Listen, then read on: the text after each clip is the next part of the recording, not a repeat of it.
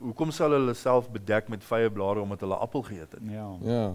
Jy weet, as jy tot die bewussing kom dat daar's een of ander jy weet, gordyn wat geval het in jou lewe en jy besef dat daar's ander dinge wat besig met jou liggaam te gebeur en daai dinge wat met jou liggaam, wat dan nou vir jou liggaam is eintlik net bedoel vir iemand anders om te sien.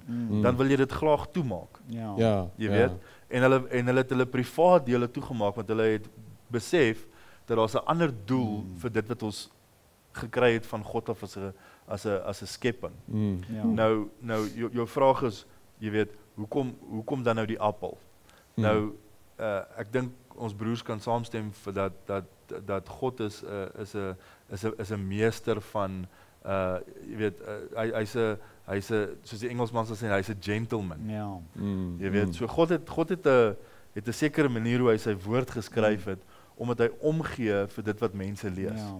En dis hoekom hy mans geïnspireer het om die woord van God te skryf, maar saam met dit is daai gentleman jy weet, aspek wat saam met dit gaan, om te sê, ek gaan nie alles vooruit gee nie, maar ek gaan vir jou, deur dit gaan ek vir jou sekere leidrade gee, sodat jy presies weet wat dit is wat ek sê, sonder om dit direk te sê.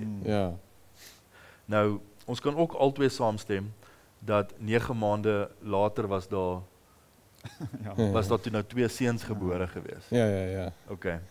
So, jy weet, as mans 'n vrug eet, en 2 kinders word gebaar, dan is ons ietsie fout. So ons moet begin besef, okay, maar wat is dan die konnektasie tot die vrug? Dat is anders. So die vrug was 'n seksuele aksie gewees. So Satan kom na haar toe en hy plant sy vrug.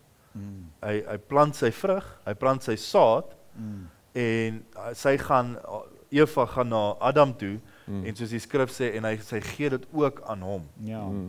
So Adam het geen ander keuse as om te aanvaar wat Eva gedoen het nie.